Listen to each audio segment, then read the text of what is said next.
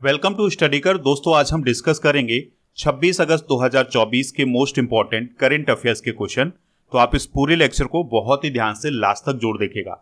पहला और important question है, आदिवासी ज्ञान केंद्र कानू किस राज्य में स्थापित किया गया है? आंसर हो जाएगा कर्नाटक। तो कर्नाटक राज्य में एक आदिवासी ज्ञान केंद्र कानू स्थापित किया गया है। अब इसको कर्नाटक में किस स्थान पर स्थापित किया गया है? तो कर्नाटक में जो बिलीगिरी रंगना पहाड़ियां हैं उसमें जो आदिवासी स्वास्थ्य संसाधन केंद्र है वहीं पर इस आदिवासी ज्ञान केंद्र कानू को स्थापित किया गया है। कानू का मतलब क्या होता है? तो इसका मतलब होता है सदाबहार जंगल। दोस्तों इस आदिवासी केंद्र को दक्षिण भारत के जो आदिवासी हैं उनके इतिहास, संस्कृति और रीति रिवाजों का केंद्र बनाया जाएगा। यानी इस आदिवासी केंद्र में आपको दक्षिण भारत के जो आदिवासी हैं उनके इतिहास की जानकारी मिल सकेगी, उनकी संस्कृति और उनके रीति रिवाजों के बारे में जानकारी आपको मिल सकेगी। और इस आदिवासी केंद्र के माध्यम से जो दक्षिण भारत के आदिवासियों की चिकित्सा पद्धति है, लोक कथाएं हैं, उनकी जो आर्ट है और उनकी जो प्रथाएं हैं उनका डॉक्यूमेंटेशन भी किया जाएगा, यानी कि उनको संग्रहित किया जाएगा, जिसके माध्यम से लोग आदिवासियों को और जान सकें। चलिए कुछ इंपॉर्टेंट फैक्ट डिस्कस करते हैं आदिवासियों से रिलेटेड। तो अंतरराष्ट्रीय आदिवासी दिवस 9 अगस्त को मनाया जाता है। भारत में जनजातीय गौरव दिवस बिरसा मुंडा जी की जयंती पर 15 नवंबर को मनाया जाता है। 2011 की जनगणना के अनुसार भील जनजाति भारत की सबसे बड़ी जनजाति है, यानी कि भील भारत का सबसे बड़ा आदिवासी समूह है। तेलंगाना में एक कोया जनजाति पाई जाती है, उसके द्वारा मेडाराम जात्रा उत्सव मनाया जाता है जिसे आदिवासियों का महाकुंभ भी कहा जाता है। राजस्थान में बेड़ेश्वर मेला आयोजित किया जाता है जिसे आदिवासियों का कुंभ कहा जाता है। मध्य प्रदेश में भगोरिया पर्व मनाया जाता है जो कि भील और भिलाला जनजाति के द्वारा मनाया जाता है। दोस्तों हमारे देश की जो वर्तमान राष्ट्रपति हैं द्रौपदी मुर्मू जी, वो संथाल जनजाति से संबंध रखती हैं। रेंगमा जनजाति समुदाय जो है वो नागालैंड का मूल निवासी है। मेघालय की पहाड़ियों पर 3 प्रसिद्ध जनजातियां पाई जाती हैं जिनसे रिलेटेड क्वेश्चन कई बार आपके एग्जाम में पूछा गया है। गारो, खासी और जयंतिया, तो ये 3 जनजातियां मेघालय राज्य में पाई जाती हैं।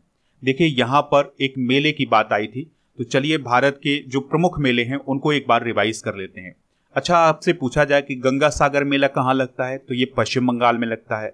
हेमेस गोम्पा मेला लद्दाख में, अंबुबाची मेला असम में, नैना देवी मेला हिमाचल प्रदेश में, कोलायत मेला राजस्थान में लगता है, श्रावणी मेला झारखंड में लगता है, त्रिशूर पूरम आपको याद रखना है ये केरल राज्य में लगता है, और कुंभ मेला आपको पता ही है प्रयाग, हरिद्वार और उज्जैन और नासिक में लगता है। पुष्कर मेला राजस्थान में लगता है। नौचंडी मेला उत्तर प्रदेश के मेरठ में लगता है और सोनपुर मवेशी मेला ये बिहार राज्य में लगता है। तो ये मेले भी आप नोट कर लें। आप इस पूरे लेक्चर को बहुत ही ध्यान से लास्ट तक देखिएगा। लास्ट में पूछा जाएगा आपसे क्वेश्चन जिसका आंसर कमेंट बॉक्स में देना है। अगर आप चैनल पर पहली बार आए हैं तो सब्सक्राइब कर लें, बेल आइकन भी दबा लें जिससे आपको समय पर सबसे पहले नोटिफिकेशन मिल सकेगा। दोस्तों आप स्टडी करके ऐप को डाउनलोड कर लें, इसका लिंक डिस्क्रिप्शन बॉक्स में दिया गया है। यहाँ पर आपको paid course, e book, test series, daily current affairs का PDF और क्लास नोट्स मिल जाएंगे, टेस्ट पास भी मिल जाएगा।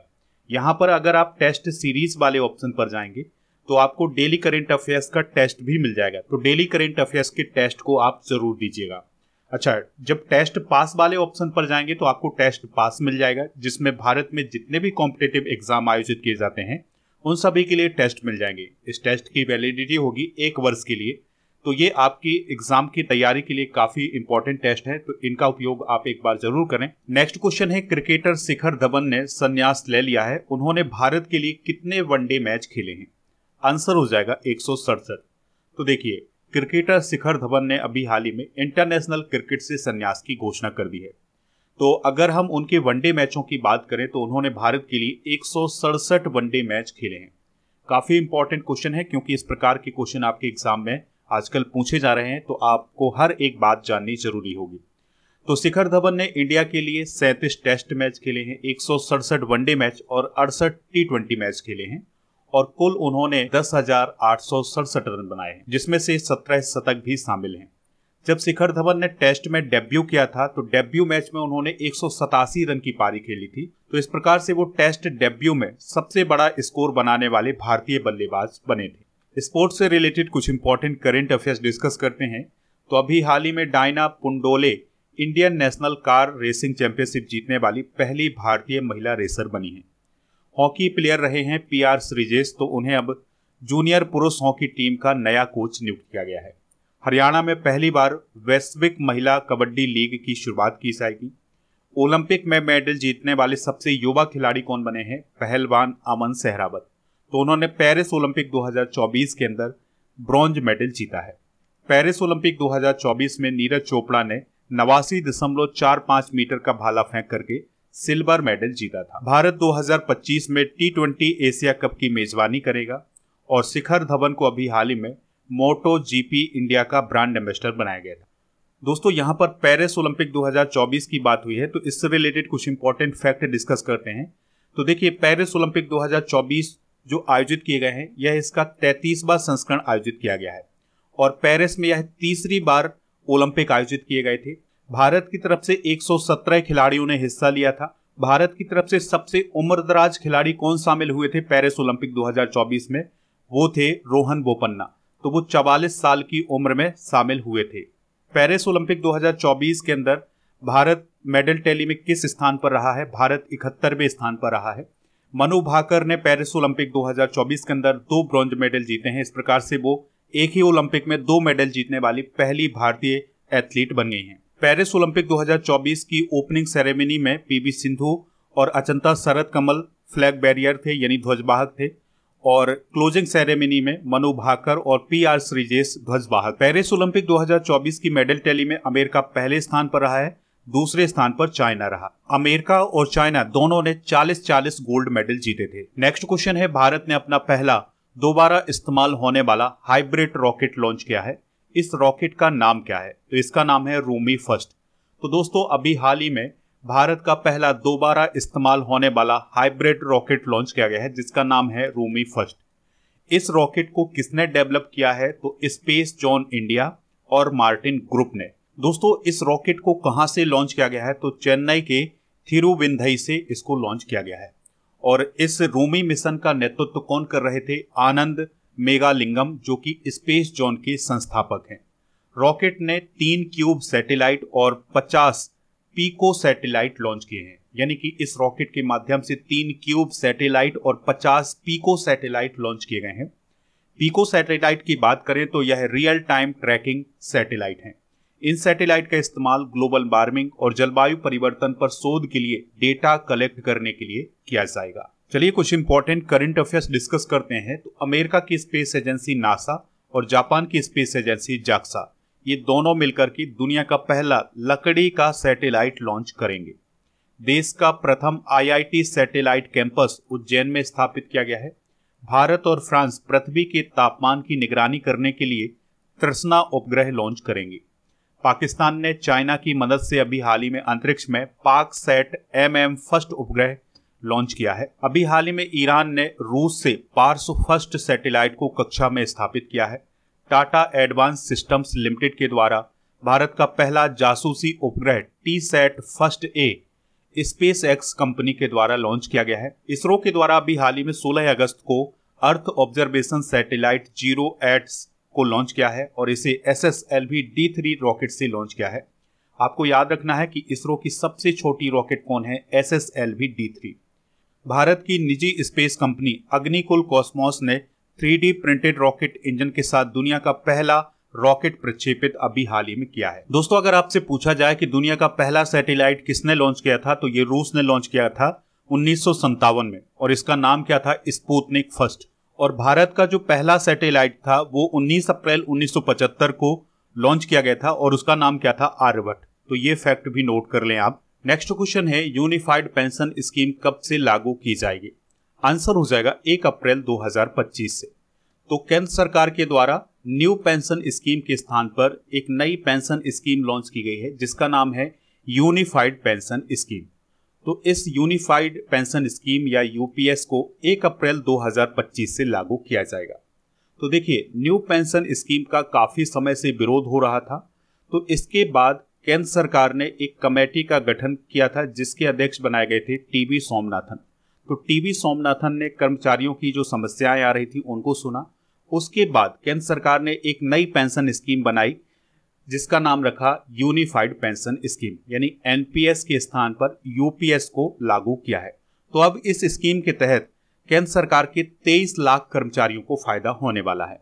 अगर भारत के सभी राज्य इस स्कीम को लागू कर देते हैं तो लगभग 90 लाख कर्मचारियों को इसका फायदा मिलेगा।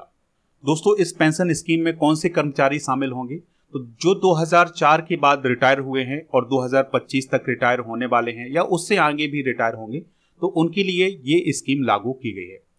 इस यूपीएस के तहत कर्मचारियों को रिटायरमेंट के बाद सुनिश्चित पेंशन दी जाएगी, यानी कि यूपीएस के तहत अगर कोई कर्मचारी 25 साल तक नौकरी करता है तो उसे पेंशन दी जाएगी, और ये जो पेंशन दी जाएगी वो रिटायरमेंट के पहले के 12 महीने की एवरेज बेसिक पे की 50% होगी।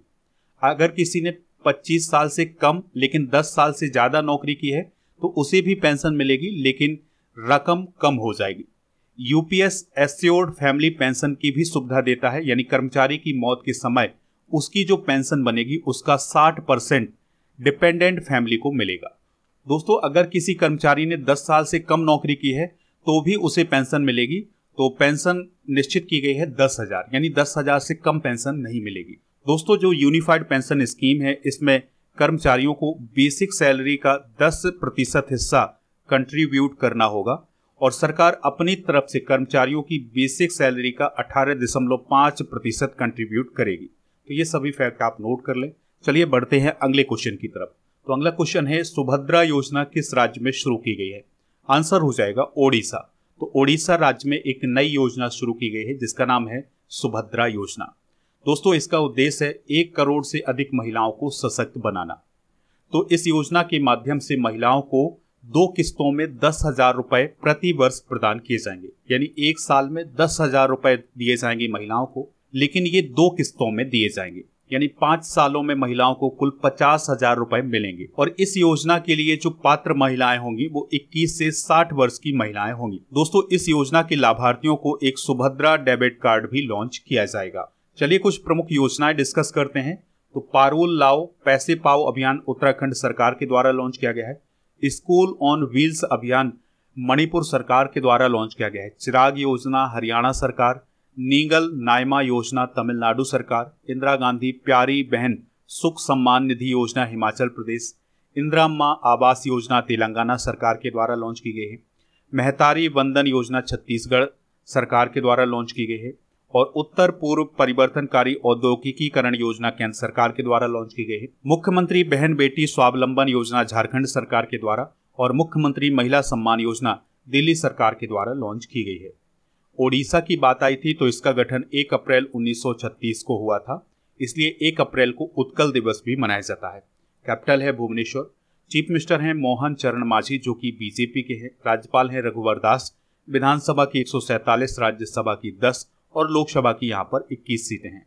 सिमलीपाल राष्ट्रीय उद्यान और भितरकनिका राष्ट्रीय उद्यान ये ओडिशा राज्य में है। सिमलीपाल मयूरभंज में है और भितरकनिका केंद्रपाड़ा जिले में है। नेक्स्ट क्वेश्चन है, भारत ने किस देश को 10 भीष्म क्यूब्स प्रदान किए हैं? आंसर हो जाएगा यूक्रेन। तो भारत ने यूक्रेन को अभी हाल ही में 10 भीष्म क्यूब्स प्रदान किए हैं। यहाँ पर आप एक पिक्चर देख पा रहे हैं जिसमें प्राइम मिनिस्टर मोदी जी हैं और यूक्रेन के राष्ट्रपति वोलोदिमीर जेलेंस्की हैं। तो दोस्तों, यहाँ पर आपको ये इस प्रकार के बक्से भी दिखाई दे रहे हैं, तो यही हैं भीष्म क्यूब। तो इस प्रकार के 10 भीष्म क्यूब्स प्रदान किए हैं भारत ने यूक्रेन को। दोस्तों, भीष्म का मतलब क्या है? भारत हेल्थ इनिशिएटिव फॉर सहयोग हित एंड मैत्री। तो यह एक प्रकार के पोर्टेबल हॉस्पिटल है, यानी इन हॉस्पिटल को एक स्थान से दूसरे स्थान तक आसानी से ले जाया जा सकता है। तो जो विमान होते हैं उनके माध्यम से, तो जो सेना के विमान होते हैं उनके माध्यम से इनको उन स्थानों पर पहुंचाया जाता है जहां पर इमरजेंसी होती है। तो ये जो हॉस्पिटल होते हैं ये लगभग 8 से 10 मिनट में या 12 मिनट में तैयार हो जाते हैं। तो अगर जैसे कभी भी युद्ध हो रहा है तो ऐसी स्थिति में इन हॉस्पिटल को उस युद्ध वाले क्षेत्र पर पहुंचाया जा सकता है और जो सैनिक हैं उनका इलाज किया जा सकता है। दोस्तों, यह जो भीष्म हॉस्पिटल हैं यह वाटर प्रूफ हैं। इनमें सोलर एनर्जी का इस्तेमाल किया गया है, एक्सरे मशीन है, ब्लड की जांच की जा सकती है, ऑपरेशन थिएटर है और वेंटिलेटर हैं। ये सभी सुविधाएं यहाँ पर उपलब्ध हैं। तो आपातकालीन स्थिति में इनका इस्तेमाल किया जा सकता है। यूक्रेन की बात करें तो यह पूर्वी यूरोप का एक देश है। कैपिटल इसकी कीव है। राष्ट्रपति हैं वोलोदिमीर ज़ेलेंस्की। और यह रूस के बाद यूरोप में क्षेत्रफल के हिसाब से दूसरा सबसे बड़ा देश है। और इसकी सीमा Russia, Belarus, Poland, Slovakia, Hungary, Romania और मोल्दोवा से लगती है। इसका क्षेत्रफल 6,03,628 वर्ग किलोमीटर है और यह यूरोप में 8वां सबसे अधिक आबादी वाला देश है। अगला क्वेश्चन है, एनसीईआरटी और शिक्षा मंत्रालय ने कौन सी ई मैगजीन को लॉन्च किया है? आंसर हो जाएगा सपनों की उड़ान। तो एनसीईआरटी और शिक्षा मंत्रालय के द्वारा सपनों की उड़ान नामक एक ई मैगजीन लॉन्च की गई है। एनसीईआरटी का मतलब क्या है? National council of educational research and training. तो दोस्तों, एनसीईआरटी और शिक्षा मंत्रालय के द्वारा ये जो ई मैगजीन लॉन्च की गई है, यह एक त्रैमासिक मैगजीन है, यानी 3 माह में आने वाली मैगजीन है, लेकिन जल्द ही इसे मंथली मैगजीन बनाया जाएगा। इस मैगजीन में पूरे भारत से छात्रों, टीचर्स और जो अभिभावक हैं उनका योगदान शामिल है। इस मैगजीन को अंग्रेजी और हिंदी में लॉन्च किया जाता है। इसमें कविताएं, निबंध, कहानियां और पहेलियां शामिल हैं जो कि बच्चों से संबंधित हैं। दोस्तों, केंद्रीय शिक्षा मंत्री कौन है? धर्मेंद्र प्रधान जी। बात करें अगर हम एनसीईआरटी की, तो इसे राष्ट्रीय शैक्षिक अनुसंधान और प्रशिक्षण परिषद के नाम से भी जाना जाता है। इसका उद्देश्य है शिक्षा में गुणवत्ता लाना। इसको कब स्थापित किया गया था? 1961 में। और इसके वर्तमान में डायरेक्टर कौन है? डॉक्टर दिनेश प्रसाद सकलानी। अच्छा, टाइम पत्रिका के बारे में आपने सुना होगा, तो इसने 2024 के विश्व के सबसे महान स्थानों की सूची अभी हाल ही में जारी की थी। इसमें भारत के 3 स्थान शामिल किए थे। इसमें पहला है समाधान संग्रहालय, जिसे म्यूसो बोला जाता है, ये मुंबई में है। और मनम चॉकलेट जो कि हैदराबाद में है, और नार जो कि हिमाचल प्रदेश में है। तो इन सभी को शामिल किया गया है। अच्छा, अगर आपसे पूछा जाए कि विश्व की पहली एकमात्र महिला क्रिकेट पत्रिका कौन है, तो उसका नाम है Crick Zone. Time magazine person of the year 2023 किसे चुना गया था? Taylor Swift. अगला क्वेश्चन है, दीनदयाल स्पर्श योजना केंद्र सरकार के किस विभाग के द्वारा स्टार्ट की गई है? आंसर हो जाएगा डाक विभाग के द्वारा। तो अभी हाल ही में भारतीय डाक विभाग के द्वारा दीनदयाल स्पर्श योजना शुरू की गई है। इसका उद्देश्य यह है कि जो देश भर के स्कूलों के छात्र हैं उनके बीच डाक टिकट संग्रह को बढ़ावा दिया जाए। तो इस योजना के माध्यम से छात्रवृत्ति भी प्रदान की जाएगी। तो 920 छात्रवृत्तियां प्रदान की जाएंगी अखिल भारतीय स्तर पर। और छात्रवृत्ति की राशि कितनी होगी? 6,000 रुपए प्रति वर्ष। दोस्तों, दीनदयाल उपाध्याय जी से रिलेटेड कुछ बेसिक जानकारी डिस्कस करते हैं। तो इनका जन्म हुआ था 25 सितंबर 1916 को। यह आरएसएस के एक विचारक और भारतीय जनसंघ के सह संस्थापक थे। पंडित दीनदयाल उपाध्याय की जयंती 25 सितंबर को अंत्योदय दिवस के रूप में मनाई जाती है। मुगल सराय स्टेशन जो कि उत्तर प्रदेश में है, अब उसे पंडित दीनदयाल उपाध्याय जंक्शन के नाम से जाना जाता है। नेक्स्ट क्वेश्चन है, लखपति दीदी सम्मेलन कहाँ आयोजित किया गया है? आंसर हो जाएगा जलगांव, महाराष्ट्र में। तो दोस्तों, 25 अगस्त 2024 को महाराष्ट्र के जलगांव में लखपति दीदी सम्मेलन आयोजित किया गया था। दोस्तों, इसमें 11 लाख नई लखपति दीदियों को सम्मानित किया गया है। अब ये लखपति दीदी कौन होती हैं? तो जिन महिलाओं को लखपति दीदी योजना का लाभ मिलता है उन्हें लखपति दीदी बोला जाता है। ठीक है, अब ये लखपति दीदी योजना क्या है? तो इसकी घोषणा की गई थी 15 अगस्त 2023 को प्राइम मिनिस्टर मोदी जी के द्वारा। और इसका लक्ष्य है 3 करोड़ लखपति दीदी बनाना। दोस्तों, इस योजना के माध्यम से महिलाओं को पहले स्किल डेवलपमेंट प्रोग्राम के तहत ट्रेनिंग दी जाती है। फिर इसके बाद महिलाओं को बिना ब्याज के 1 से 5 लाख रुपए तक का लोन दिया जाता है, जिसके बाद वो अपना स्टार्टअप शुरू कर सकती हैं। और यह जो योजना है यह केंद्रीय ग्रामीण विकास मंत्रालय के द्वारा लागू की जा रही है। नेक्स्ट क्वेश्चन है, आशा शर्मा का निधन हो गया है, वह कौन थी? तो वह एक अभिनेत्री थी। दोस्तों, एक्ट्रेस आशा शर्मा का 88 साल की उम्र में निधन हो गया है।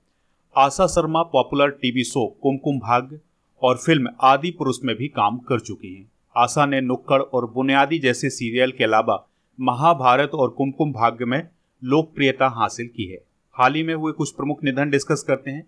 जैसे CSIR के पूर्व प्रमुख गिरीश साहनी का निधन हुआ है।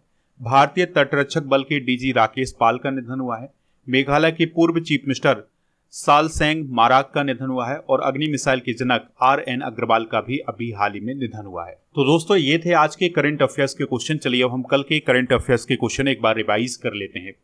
भारत और किस देश के बीच आपूर्ति सुरक्षा समझौते पर हस्ताक्षर हुए हैं? अमेरिका। नीरज चोपड़ा ने लोसाने डायमंड लीग 2024 में कितनी दूरी का भाला फेंक करके सीजन का बेस्ट थ्रो किया है? 89.49 मीटर। नेस्कॉम के अध्यक्ष कौन बने हैं? राजेश नाम्बियार। जुलाई 2024 में रूस से कच्चे तेल का सबसे बड़ा आयातक देश कौन बना है? भारत। गिरीश साहनी कौन है जिनका हाल ही में निधन हो गया है? CSIR के पूर्व प्रमुख। भारत में सबसे ज्यादा सार्वजनिक इलेक्ट्रिक वाहन चार्जिंग स्टेशन किस राज्य में है? कर्नाटक।